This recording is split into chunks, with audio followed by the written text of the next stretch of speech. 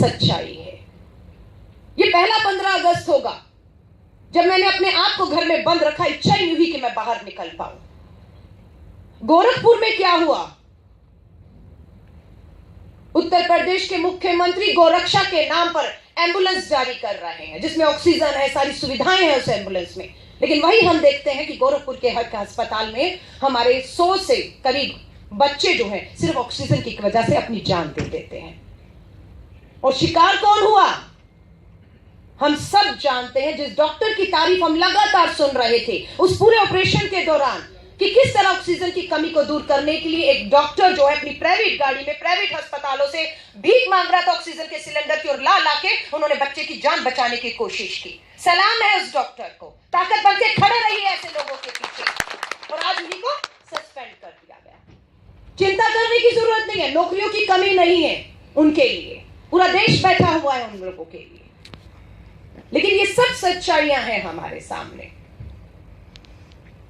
अमरनाथ के ऊपर हमला हुआ, हम लोग जंतर मंतर पे इकट्ठा हुए, और जंतर मंतर पे जब हम 28 जून को सब इकट्ठा हुए, not in my name, mob lynching देश भर में गोरक्षा के नाम पर जिस तरह से कत्लेआम किए जा रहे हैं, हर जाति हर धर्म के लोग, सिविल सोसाइटी पूरी जंतर मंतर पे इकट्ठी हुई, एक संदेश देने की कोशिश की कि इस तरह के गोरक्षा के नाम पर जो मॉब लिंचिंग हत्याएं भीड़ के नाम पर हो रही है वो नहीं होने देंगे। देश एक है, हम इनके खिलाफ आवाज बनकर खड़े हैं। उसका नतीजा भी हम सबके सामने आया कि प्रधानमंत्री, देश के प्रधानमंत्री को मजबूर होना पड़ा और उन्हें गुजरात में अपने भाषण में कहना पड़ा कि ये ठीक नहीं है, इसे रुकना चाहिए। लगा कि देश के प्रधानमंत्री ने कह दिया है कि अब नहीं होना चाहिए तो अब नहीं होगा, ये हमने मानकर बैठ गए। लेकिन हुआ क्या? उसके भाषण के 2 दिन के बाद ही फिर पता लगा कि कहीं फिर भीड़ ने गोरक्षा के नाम पर मौत के घाट युवाओं को उतार दिया है। फिर लगा कि नहीं, हाथी के दांत खाने के कुछ और दिखाने के कुछ हैं, इन्हें बेनकाब करना होगा। अभी सुना कि गो मंत्रालय बनाया जाएगा। हैरानी होती है। आप एक तरह से गोरक्षकों को कहते हैं, ये वही गोरक्षक है मैं कहूंगी जो बेरोजगार हैं, जो हताश हैं, निराश हैं, भटके हुए, जिनका इस्तेमाल मैं कहूंगी, मैं साफ कहूंगी यहां पर। मेरे इस बयान पे कंट्रोवर्सी हो सकती है, मुझे मालूम है, पर मैं डर नहीं रही, मुझे महसूस हो रहा है। हो सकता है मेरी सोच गलत हो सकता है मेरे में जो शक पैदा हो रहा है वो शक झूठ हो, मैं चाहती हूँ वो झूठ हो, लेकिन जो शक आ रहा है वो ये आ रहा है कि मुझे नहीं मालूम है, लेकिन देश की सरकार कहती है तो मान जाती हूं मैं कि कश्मीर के युवाओं के हाथ में जो पत्थर है वो सरहद पार बैठे लोगों ने दिए हैं। पर मैं ये इस बात पे जरूर यकीन रखती हूं कि गोरक्षक के नाम पर जो हत्याएं कर रहे हैं वो केंद्र की सरकार द्वारा स्पॉन्सर्ड लोग हैं। इस पे मैं गलती से कह सकती हूं, उस पे शक है लेकिन इस पे यकीन है कि ये सब स्पॉन्सर्ड है, क्योंकि आप बचा रहे हैं। ये मामले हो कहां रहे हैं? उठाकर देखिए उन सभी राज्यों में, मध्य प्रदेश, छत्तीसगढ़, झारखंड, महाराष्ट्र, हरियाणा, जो बीजेपी शासित राज्य हैं, क्योंकि इनको यकीन है आप कोई भी कानून तोड़ दीजिए, कितनी भी हत्याएं कर दीजिए, आपका बाल बाका नहीं होगा। वहां की सरकार, वहां की पुलिस, वहां का कानून आपको पूरा संरक्षण देगा, और उन्हें मिल भी रहा है, इसलिए हौसले आज यहां तक पहुंच चुके हैं। मैं आप सबसे कहूंगी, ये पहला मंच नहीं है जिस पे इस मुद्दे पर चर्चा हो रही है। पूरे देश में आज इस मुद्दों पर चर्चा हो रही है और सिविल सोसाइटी इस मुद्दे पर चर्चा करने के लिए आगे आ रही है। खुशी है कि ये मंच कोई राजनीतिक मंच नहीं है कि आम आदमी पार्टी, कांग्रेस और भाजपा का झंडे के नीचे हम खड़े हैं। ये एक सिविल सोसाइटी, और मैं अपने जो है जामिया अलमनाई फोरम का धन्यवाद करती हूँ कि जिन्होंने इस मंच के मेरा, क्योंकि इस मुद्दे पर बोलने के लिए पहला मंच मुझे नसीब हुआ, वरना मैं इन बहादुर बेटियों को अभी तक सुनती रही और इनकी आवाज बनकर विधानसभा में गूंजती रही। गुरमेहर के साथ क्या हुआ? क्या स्टेटमेंट था गुरमेहर कोर्ट का? गुरमेहर के पिता शहीद हो गए युद्ध में। उस बच्ची ने बस इतना कहा कि युद्ध हल नहीं है। ये वो बच्ची कह रही है जो बचपन में अपने पिता को युद्ध में खो चुकी है इस देश के लिए। उस लड़की को, उस बेटी को मैं कहूंगी, उस बेटी को सोशल मीडिया पर मैं बता नहीं सकती शैला और हम जैसे लोगों को क्या क्या सामना नहीं करना पड़ रहा है, लेकिन मुझे खुशी है कि हम फिर भी डटी हुई हैं, हम डर नहीं रही हैं। लेकिन गुरमहल की बात को जब देश की विदेश मंत्री पार्लियामेंट में, संसद में खड़े होकर कहती हैं कि हम युद्ध नहीं चाहते चीन से, हम प्यार भाईचारा चाहते हैं, बातचीत चाहते हैं, यही तो गुरमहल बात कर रही थी। कल जो लाल किले पर 15 अगस्त को देश के प्रधानमंत्री ने कहा, पत्थर नहीं गले में लिए, यही तो बात हम कर रहे थे। लेकिन हम करते हैं तो हम गद्दार हो जाते हैं। अगर हम कहते हैं पाकिस्तान, चीन, कश्मीर को गले लगाइए, हम गद्दार हो जाते हैं और आप असली देशभक्त और राष्ट्रभक्त हो जाते हैं। मैं एक बात आप सभी से कहना चाहूंगी, हमारी जाति, हमारा धर्म, हमारी भाषा, हमारी वेशभूषा, हमारा खाना सब अलग है और हमें इसका सम्मान करना होगा, क्योंकि इस देश में कहते हैं अनेकता में एकता की यही पहचान है। इसे खत्म नहीं होने देंगे। अदलाक जी के साथ क्या हुआ? कोई आदमी क्या खा रहा है, इसके फ्रिज में पड़े हुए खाने की जांच होती है, उसकी मौत की जांच नहीं होती है कि उसे मौत के घाट उतारने के पीछे कारण क्या था। उसे मौत के घाट सिर्फ इसलिए उतार दिया गया कि कुछ चंद लोगों को शक था कि उसने कुछ ऐसा खाया है जो शायद उन्हें पसंद नहीं है। संविधान में कहीं नहीं लिखा हुआ, कानून में कहीं नहीं लिखा हुआ कि आप क्या खा सकते, क्या पी सकते, क्या पहन सकते, क्या कर सकते। इस संविधान आपको आजादी देता है, आपको हर चीज खाने पीने पहनने की, अपने विचारों की आजादी देता है, लेकिन इन्हें वो आजादी पसंद नहीं है। आजादी का नारा हमारी बेटी ने भी दिया था, उस आजादी को कश्मीर से जोड़ दिया।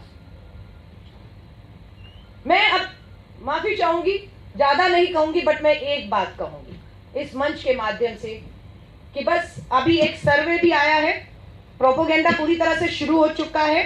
भाजपा के राष्ट्रीय अध्यक्ष ने मिशन 360 लॉन्च किया है। मुझे नहीं मालूम है, आपने जीएसटी लागू किया, आपने नोटबंदी लागू की, और आपको याद है 8 नवंबर 2016 को जब नोटबंदी लागू की थी, देश के प्रधानमंत्री टीवी चैनल पे क्या कहा था, नोटबंदी से क्या होगा, आतंकवाद पे लगाम लगेगी। मैं आपसे पूछना चाहती हूँ, क्या लगाम लगी? बताइए, आतंकवाद खत्म हो गया? नहीं। कोई उसके बाद घटना नहीं हुई? भ्रष्टाचार खत्म हो गया नोटबंदी के बाद? बताइए, बोलिए, आवाज निकालिए, भ्रष्टाचार खत्म हो गया? नहीं हुआ। मैं आपसे पूछना चाहूंगी, यहाँ से भ्रष्टाचार खत्म नहीं हुआ, आतंकवाद खत्म नहीं हुआ, क्या काला धन विदेशों से आपके बैंकों में वापस आ गया? नहीं आया। तो हुआ क्या नोटबंदी से? किसी को कुछ मालूम है कि नोटबंदी लागू क्यों की गई थी और कौन से चुनावों से पहले लागू की गई? सबसे बड़ा चुनाव कहाँ था? उत्तर प्रदेश में नोटबंदी लागू की गई। और अभी तो बहुत बड़ा वाक्य है कि देश की संसद में ऑन रिकॉर्ड खड़े होकर कांग्रेस के 2 बड़े नेता सत्ता पर यह आरोप लगाते, ये आरोप इसलिए गंभीर हो जाता है और उस पर चर्चा नहीं हुई, जबकि इस पे पूरे देश में पूरी माहौल कुछ हो रहा है। उन्होंने ये कहा संसद में खड़े होकर ऑन रिकॉर्ड विपक्ष के 2 बड़े नेताओं ने कि केंद्र की सरकार नोटबंदी के बाद 2 तरह के नोट छाप रही है और नोटों की तस्वीर भी जारी की। ये छोटी घटना है कि इस देश में क्या खेल चल रहे हैं? 2 तरह के नोट छप रहे हैं। कोई जांच हुई? कोई आवाज उठी? ईवीएम मशीनों पर चर्चा हुई। पंजाब जीतते जीतते हम हार जाते हैं, फर्क नहीं पड़ता है, लेकिन इस देश के प्रधानमंत्री को यह समझ आ गया था कि प्रधानमंत्री बनते ही जब दिल्ली का चुनाव हुआ, देश के प्रधानमंत्री ने पूरी दिल्ली में प्रचार किया, लगभग हर विधानसभा में प्रचार किया होगा, लेकिन 70 सीटों में से कितनी मिली? भाजपा को 3। ये 3 देश के प्रधानमंत्री को मिली थी। उन्हें हकीकत समझ आ गई कि आगे का सफर यूं तय नहीं होगा, क्योंकि 1 साल में ही आप एक्सपोज हो चुके हैं। इसलिए ईवीएम के साथ छेड़खानी का जो है उन्होंने सिलसिला शुरू किया। लोगों ने कहा आपका दिमाग खराब हो गया, ये तो हो ही नहीं सकता। लेकिन सौरभ भारद्वाज जो आम आदमी पार्टी के विधायक हैं, कंप्यूटर इंजीनियर है, पढ़े लिखे हैं, उन्होंने सदन के अध्यक्ष से समय मांगा और उन्होंने उस ईवीएम को हैक करके सदन में साबित कर दिया कि ये मशीन हैक हो सकती है और आप अपने मन मुताबिक परिणाम ला सकते हैं, जो देश भर में हो भी रहा है और दिख भी रहा है। कि किस तरह से विपक्ष को तोड़ने की, कमजोर करने की पूरी कोशिश की जा रही है। दिल्ली विधानसभा में 3 विधायक हैं। नेता विपक्ष हासिल करने के लिए नंबर नहीं था, फिर भी दिल्ली के मुख्यमंत्री ने कहा नहीं, विपक्ष बेहद जरूरी है, हम 3 विधायकों में भी नेता विपक्ष का पद देंगे और हम उधर की आवाज सुनना चाहते हैं। लेकिन देश के प्रधानमंत्री ने कांग्रेस के 45 सांसदों के बाद भी उन्हें नेता विपक्ष नहीं दिया और विपक्ष खत्म ही नहीं किया। आज खरीद फरोख्त करके हम देख रहे हैं कि लोकतंत्र को, चाहे अरुणाचल की स्थिर सरकार हो, चाहे उत्तराखंड की स्थिर सरकार हो, चाहे वो मणिपुर की सरकार हो, किस तरीके से जो है, और अभी हाल ही में देखा गोवा में बहुमत किसका आता है और मणिपुर में बहुमत किसका आता है, लेकिन सरकार भाजपा बना जाती है। इससे फर्क नहीं पड़ता बहुमत किसका आता है। बिहार में क्या हुआ? सबसे बड़ा दल कौन था? सबसे बड़ा दल कौन था ये हम सब जानते हैं। सबसे पहला हक किसको मिलता था? अगर सरकार गिरती तो सबसे पहला हक सबसे बड़ी पार्टी, सबसे बड़े दल को मिलना चाहिए था। वो साबित नहीं करते तो आप जिसको मर्जी मौका देते, लेकिन नहीं, चंद मिनटों का खेल हुआ रात रात में और सत्ता परिवर्तन हो गया। अभी का सर्वे गुमराह करने वाला है। मीडिया पूरी तरह से केंद्र के हाथों खेल रहा है। इस तरह के सेमिनार होना, सोशल मीडिया पे हमारे बने रहना, हमारी आवाजों को इस तरह से बुलंद करना बेहद जरूरी है ताकि हकीकत पता लग सके। हकीकत वो नहीं है जो टीवी चैनलों पे दिखाई जा रही, जो बिके हुए हैं। हकीकत ये है। अभी का सर्वे देश का मिजाज क्या कह रहा है? ये चंद मिनटों पहले मैं शैला को दिखा रही थी। देश का मिजाज कहते हैं कि आज अगर चुनाव हो जाए, हम तो कहते हैं दम हो तो आज करवा कर देखिए, दम हो तो आज करवा के देखिए, हकीकत पता लगेगी। सर्वे कहता है भाजपा, नरेंद्र मोदी जी 350 के करीब सीटें ले रहे हैं, यूपीए 75 ले रही है और सब मिल भी जाओ तो 119 से ऊपर नहीं जा रहे। ये सर्वे है। आप हाथ खड़ा करके एक शख्स बता दे कि सर्वे में आपसे आपकी राय ली गई है। किसी की ली गई है? किसी के पास ये आज तक का सर्वे पूछने आया कि आपको क्या लगता है 19 में किसकी सरकार बनेगी? इस धोखे में मत आइएगा, बस मैं ये कह रही हूं, क्योंकि माहौल बनना आज से, अभी से शुरू हो चुका है। मिशन लॉन्च कर दिया गया है। अब देश में ये समझाया जाएगा, अरे अब कुछ भी कर लीजिए, विपक्ष खत्म है, विपक्ष के पास कोई चेहरा, कोई नेता नहीं है, अब तो यही है बस जो कुछ भी है। और मैं आपको कहकर जा रही हूँ, ईवीएम का सॉल्यूशन क्या होगा? किसका? ईवीएम का। देखिए, ईवीएम का सॉल्यूशन क्या है? ईवीएम का सॉल्यूशन पूरा तो नहीं, अधूरा। आपकी और हमारी लड़ाई की वजह से, ताकत की वजह से सुप्रीम कोर्ट ने आदेश जारी कर दिया है कि 2019 से पहले भी अभी जो भी चुनाव होगा वो वीवीपैट पर होगा, यानी कि पर्ची जो है वो निकाली जाएगी। अगर किसी भी चुनाव के परिणाम में आपको शक होता है कि ये ईवीएम मशीन में जो रिजल्ट आ रहे हैं वो हमारे मुताबिक नहीं है, तो वीवीपैट की जो पर्ची है जिसपे ये दर्ज होता है कि आपने किसे वोट दिया, उससे आप 30% वोटों का मैच कर सकते हैं। अगर वो मैच होता है तो वो ईवीएम का वोट ठीक है, नहीं तो उसे रद्द करके दोबारा चुनाव कराया जाएगा। अभी गुजरात में पहला चुनाव होने जा रहा है जिसमें सुप्रीम कोर्ट ने आदेश किया कि गुजरात का चुनाव भी ईवीएम के ऊपर वीवीपैट पर होगा। लेकिन केंद्र की सरकार अभी से खेल शुरू कर दिया और उन्होंने ये कह दिया है कि वीवीपैट पे गुजरात का चुनाव कराना संभव नहीं है। ये क्यों संभव नहीं है? समय कम है, कोई नहीं, 1 साल चुनाव आगे बढ़ा दीजिए, लेकिन ये बहाने नहीं चलेंगे। देश को खड़ा होना पड़ेगा और देश कानून से चलेगा। मैं इसमें अगर बोलने लगी तो मुझे लग रहा है कि मैं बहुत समय ले लूंगी, लेकिन मैं आप सभी को कहूंगी एक बार फिर, कमाल भाई आपका शुक्रिया करती हूँ। हम सब लोग पहली बार मिल रहे हैं, शैला से भी मैं पहली बार मिल रही हूँ, पर हम लोगों को ऐसा नहीं लगता। आप सबसे हमें बहुत ताकत मिलती है कि हम पहली बार मिल रहे हैं, लेकिन सोशल मीडिया में हम लोग एक दूसरे की आवाज को बुलंद करके आगे बढ़ाने का काम करते रहते हैं। आज उसी का नतीजा है कि हम पहली बार मिलने के बाद भी एहसास नहीं हो रहा कि हम पहली बार मिल रहे हैं।